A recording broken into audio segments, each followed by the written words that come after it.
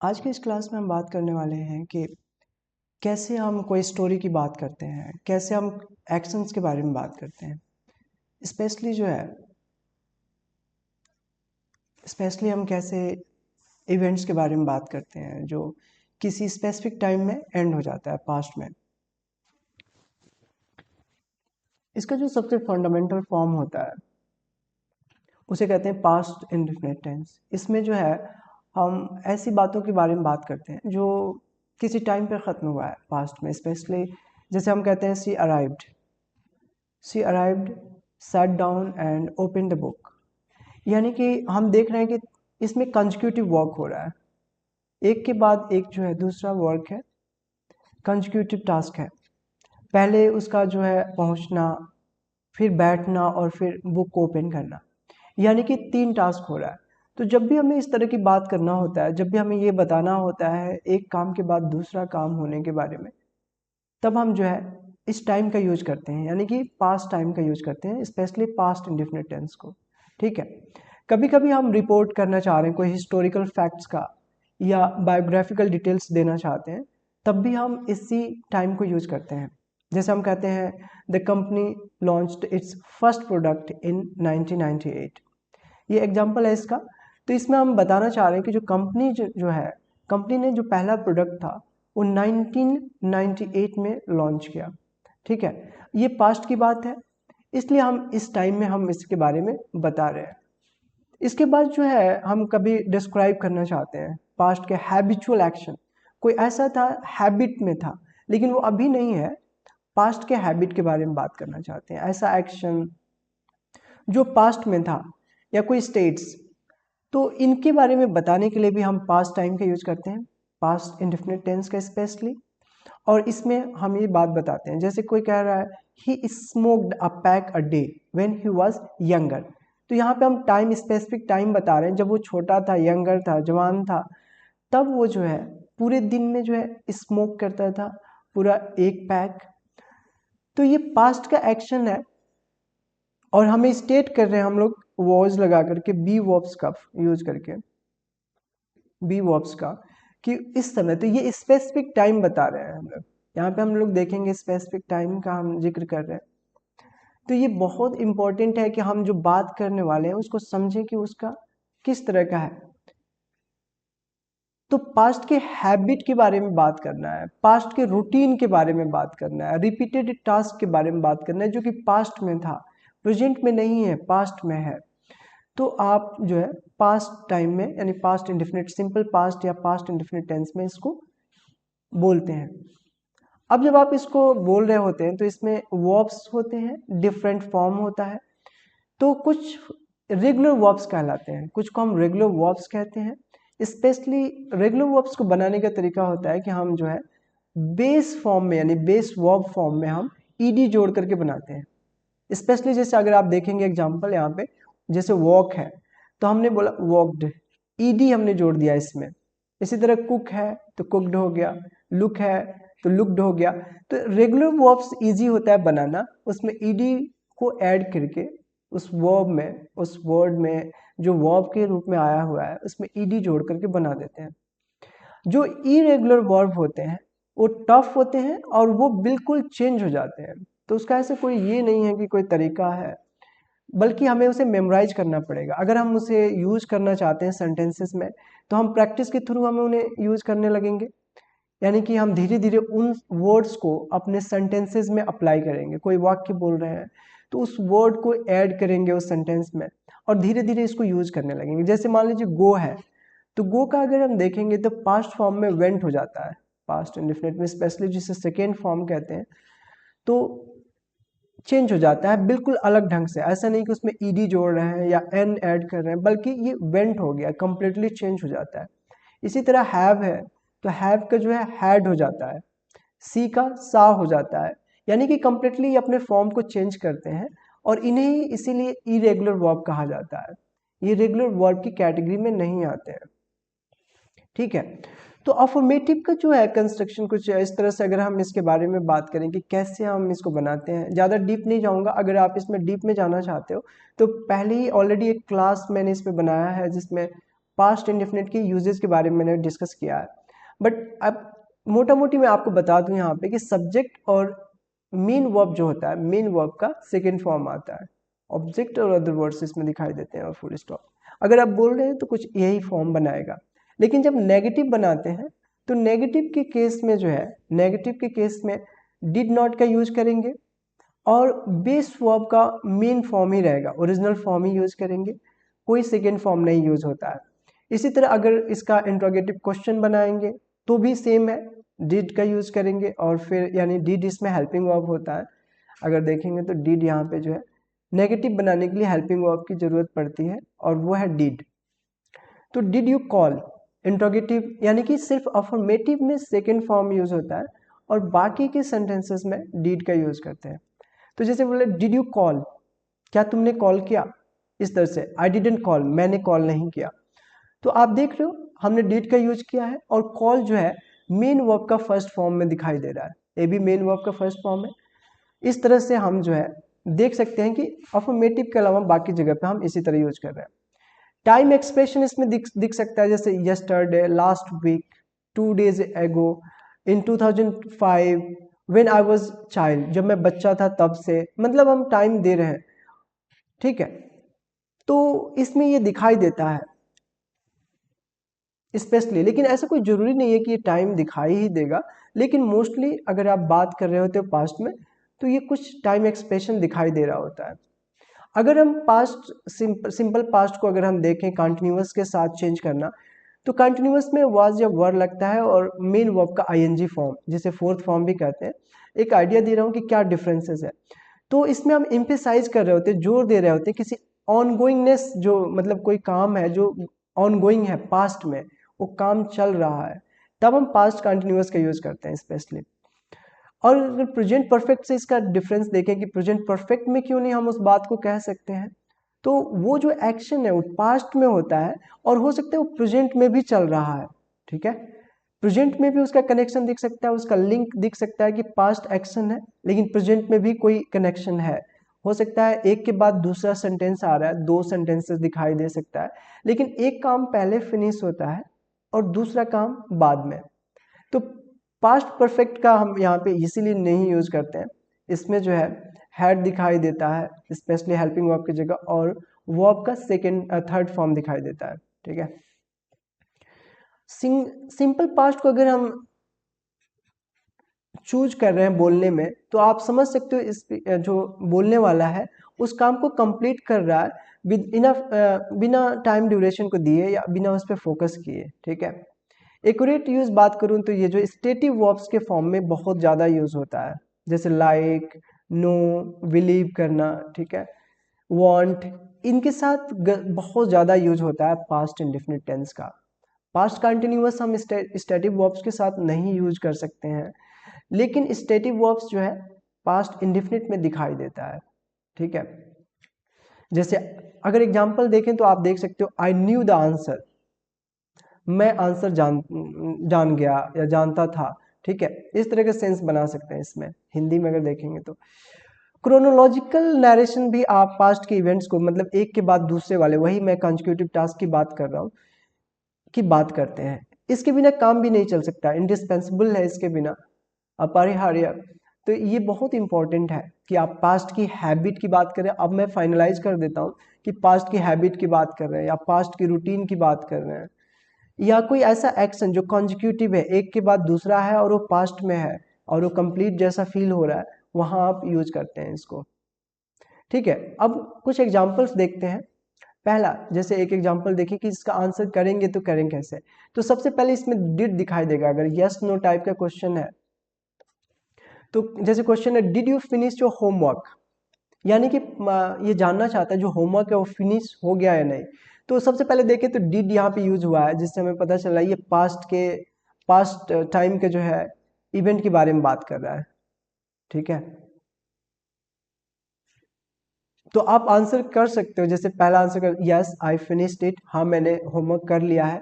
अगर आपने नहीं किया है तो कहेंगे no I didn't, I didn't या I didn't finish, I didn't finish. अगर आप लॉन्ग आंसर देना चाहते हैं तो आप कह सकते हैं आई डिडंट फिनिश माई होमवर्क, ठीक है, तो आप ऐसे बोल सकते हो, है ना, यस नो टाइप में आप, ये पॉजिटिव जवाब है और ये नेगेटिव जवाब। Did they arrive on time, अब हम टाइम की बात कर रहे हैं और हम पास्ट की एक्टिविटी के बारे में जानना चाहते हैं कि वो क्या समय पे पहुंच गए, तो आप कहते हैं yes they arrived on time, हाँ वो समय पे आ गए, समय पे आ गए हैं। तो ये हम ऐसे बोल रहे हैं, अगर नहीं आए तो हम नो लगा देना है, नो आई डिडंट, ठीक है, नो आई डिडंट। जब दे है तो यहाँ पे आई की जगह पे हम दे यूज करेंगे, no they didn't, right. Did she call you yesterday, again time की यूज कर रहे हैं हम और यस्टरडे यूज कर रहे हैं। अगेन डिड आया हुआ है, पास्ट के बारे में बात कर रहे हैं, yes she called me yesterday, right. तो इस तरह की दिखाई देता है ऐसे जवाब। Did he buy a new car, क्या उसने एक नया कार खरीदा, yes he bought a new car. अब ये जो चेंज की बात है, अगर हम चेंज की बात करें, स्पेशली चेंज की बात कर रहे हैं, तो हम प्रेजेंट परफेक्ट भी यूज कर सकते हैं, ऐसा कोई प्रॉब्लम नहीं है। हम प्रेजेंट परफेक्ट टाइम में भी बोल सकते हैं ऐसे, जैसे कह सकते हैं has he bought, has he bought a new car. तो इसमें कोई प्रॉब्लम नहीं, इस सेंटेंस को हम इसमें भी बोल सकते हैं, चेंजेस की ऑप्शन आ रहा है तो हम बोल सकते हैं ऐसा। लेकिन स्पेशली अगर हम कनेक्ट करें कि ये जानना चाहते हैं कि क्या उसने खरीद लिया है, खरीद लिया, कंप्लीट कर दिया उस प्रोसेस को, तब हम जो है पास्ट टाइम का यूज कर रहे हैं, ठीक है। Did the teacher explain the lesson, again again हम लोग लेसन एक्सप्लेन की बात कर रहे हैं, किसी चीज को डिफाइन कर रहे हैं स्पेशली, और हम इस तरह से जानना चाहते हैं कि इस सेंटेंस को पूछे तो कैसे पूछे। तो ये ऑब्वियस सी बात है, टीचर जो है एक्सप्लेन कर चुका है, कुछ ऐसा सेंस है कि कंप्लीट हो गया है, और अब हम जानना चाहते हैं कि वो काम कंप्लीट हुआ या नहीं। तब हमने फिर यही टाइम यूज करना है। इस तरह के सेंटेंस अगर बना रहे हैं, कोई भी हम बात कर रहे हैं, कुछ भी हम पूछ रहे हैं, जिससे सेंस ये आ रहा है कि वो काम कंप्लीट है या नहीं, तो ऐसे सिचुएशन में हम इस टाइम को अगेन यूज करते हैं और पूछते हैं। तो question, did the teacher explain the lesson, जो टीचर था क्या उसने लेसन को एक्सप्लेन किया। तो अब अगेन हम क्या, अगर किया है तो yes the teacher explain the lesson, अगर नहीं किया है तो नो द टीचर डिडंट या did not explain the lesson. तो अगेन फर्स्ट फॉर्म आ जाना है नेगेटिव होने की वजह से। तो ये है, डिड सारा visit grand parents last weekends, last weekends की बात कर रहे हैं अगेन विजिट करने के लिए। स्पेशली अगर हम विजिट कर रहे होते हैं या कुछ इस तरह की बात कर रहे होते हैं, कोई क्वेश्चन करना है, तो अगेन हमें इस टाइम को यूज करना चाहिए। तो आप देख सकते हो, did you watch the movie last night, again last night की बात कर रहे हैं और एक एक्टिविटी की बात कर रहे हैं कि वो कंप्लीट हुआ या नहीं, यस आई वॉच्ड इट। तो इस तरह की सेंटेंसेस इस तरह की आपको दिखाई देगा। Did Anshika pass the exam, yes Anshika pass the exam, yes उसने पास कर लिया है, कंप्लीट कर लिया है, ठीक है। अब हम नेगेटिव में कुछ क्वेश्चंस देखते हैं, जैसे अगर नेगेटिव सेंटेंसेज हो तो कैसे, तो कोई क्वेश्चन कर सकता है, did you go to the party, तो स्पेशली अगर हम इसे नॉट में लगाना चाहते हैं, नेगेटिव शॉर्ट नेगेटिव आंसर देना चाहते हैं, no did you go to the party, no I didn't, did not को हम शॉर्ट में कह सकते हैं didn't, I didn't go to the party, नहीं पार्टी नहीं गए। Did they finish the project, no they did not finish it. तो ये नेगेटिव आंसर से स्पेशली अगर आप देखोगे तो सबसे पहले सब्जेक्ट यहाँ पे दिखाई दे रहा है यस नो के अलावा, ठीक है, और फिर दिखाई दे रहा है हेल्पिंग वर्ब डिड, ठीक है, हेल्पिंग वर्ब दिखाई दे रहा है, और फिर जो है वर्ब का, मेन वर्ब का जो है फर्स्ट फॉर्म दिखाई दे रहा है। तो जब भी हम नेगेटिव, जैसे कि मैंने डिस्कस किया था, अफर्मेटिव को छोड़ के बाकी जो सेंटेंसेस है, नेगेटिव, इंट्रोगेटिव, इंट्रोगेटिव नेगेटिव, इन सब में वर्ब का, मेन वर्ब का जो है फर्स्ट फॉर्म आना है। अगेन यहाँ पे एक्टिविटी के बारे में पूछ रहे हैं, जैसे did you eat breakfast this morning, आज के मॉर्निंग के बारे में बात कर रहे हैं, no I didn't eat breakfast. इसे ब्रेकफास्ट कहा जाता है स्पेशली, इसे लोग ब्रेकफास्ट भी कहते हैं, तो फास्ट की जगह पे जो है ब्रेकफास्ट कहा जाता है, ब्रेकफास्ट, ये ब्रेकफास्ट होता है, इसे लोग ब्रेकफास्ट कह देते हैं, ये सही प्रोनाउंसिएशन नहीं है, आप कह सकते breakfast. Did the dog bark last night, again हम लास्ट नाइट की एक्टिविटी पूछ रहे हैं डॉग के बारे में, ठीक है। Did Aastha attend the meeting, no Aastha did not attend, again, ठीक है। WH टाइप में देखते हैं, WH टाइप जैसे इंफॉर्मेशन क्वेश्चन अगर जानना चाहते हैं, where did you go last Saturday, तो वेयर जो है स्पेशली जो वेयर है वो लोकेशन से रिलेटेड है। अगर कोई हमारे लोकेशन के बारे में जानना चाहता है, हमारा एड्रेस जानना चाहता है, या किसी वर्क से रिलेटेड एड्रेस को जानना चाहता है, तो वेयर का यूज करता है। जैसे बोला, where did you go last Saturday. Specially Saturday होता है, लोग सैटरडे पढ़ते हैं, सैटरडे गलत है, सैटरडे कुछ ऐसे बोल रहे होते हैं, सैटरडे मत ना पढ़े, सैटरडे, सैटरडे कुछ आप ऐसे कर सकते, सैटरडे, सैटरडे, ठीक है। तो आप कह सकते I went to the park, where did you go last Saturday, I went to the park, when did they arrive, वे कब आए, ये जानना चाहते हैं क्वेश्चन में। तो अब व्हेन जो है टाइम से रिलेटेड है, व्हेन का हम यूज करते हैं जब हम टाइम के बारे में जानना चाहते हैं। हिंदी में इसका मतलब कब होता है, लेकिन अगर हम इंग्लिश में देखें तो इसे टाइम से रिलेटेड पूछना है, तब उसके लिए हम यूज करते हैं व्हेन का। तो दे अराइव्ड एट 6 PM, अब हमें टाइम बताना है जो उससे रिलेटेड है।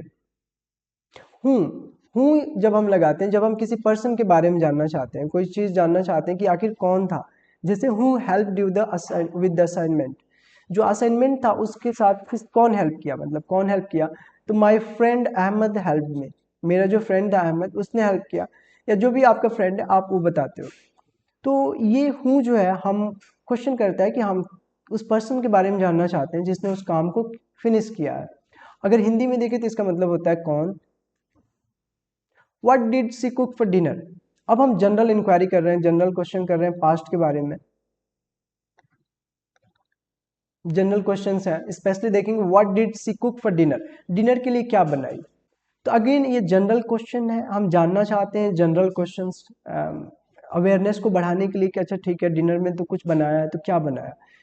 तो सी कुक्ड पास्ता फॉर डिनर, तो उसने पास्ता बनाया है, और ये जनरल इंक्वायरी था तो हमने बता दिया यस सी कुक्ड पास्ता, हाँ उसने पास्ता बनाया। वाई, अगेन वाई जो है, वाई रीजन बताने के लिए यूज करते हैं।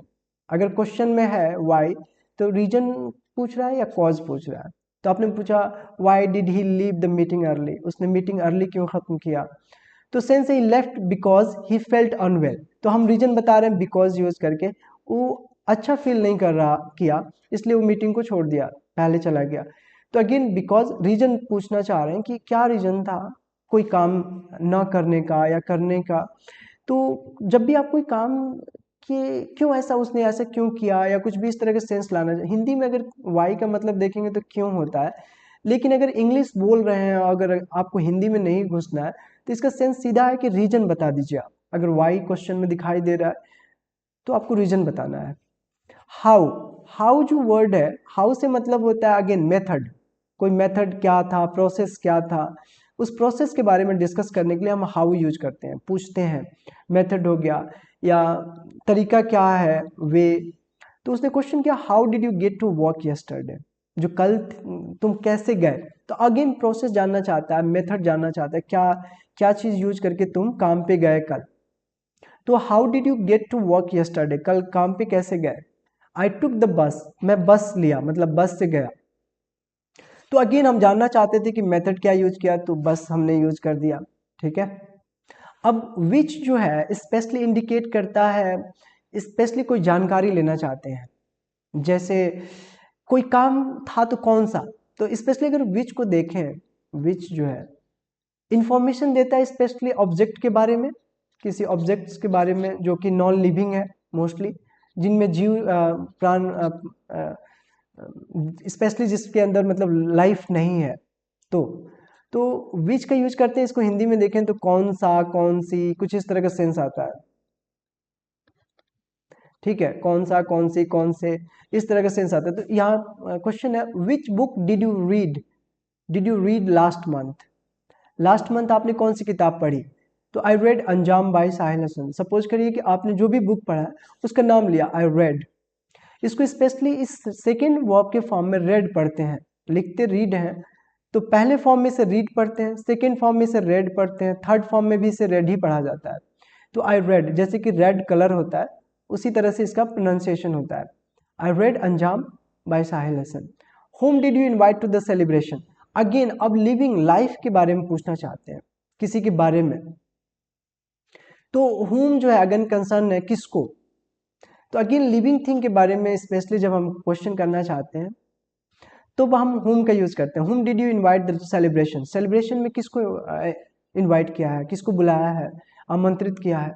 तो आई इन्वाइटेड माई कलीग्स, तो किसको बुलाया, कलीग्स को बुलाया है। ठीक है, तो जब लाइफ में जो है कई बार सेंस एक से ज़्यादा के लिए होता है लाइफ में, जानना चाहते हैं कि क्या था, तब हम whom का यूज करते हैं। एक के लिए भी हम यूज कर सकते हैं। ठीक है, how many apples did you by, अब अगेन हाउ मेनी देखें तो काउंटिंग के लिए पूछ रहे हैं कि कितने नंबर, तो स्पेशली यहाँ पे काउंट के लिए हम यूज करते हैं हाउ मेनी का।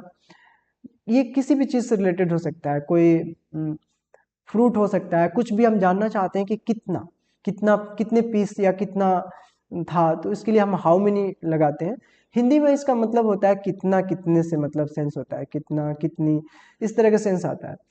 तो अगर हम देखें तो how many apples did you buy, कितने एप्पल खरीदे, तो आई बॉट 6 एप्पल्स, तो अब हमने काउंट बता दिया कि हमने छः एप्पल 6 एप्पल्स खरीदे हैं।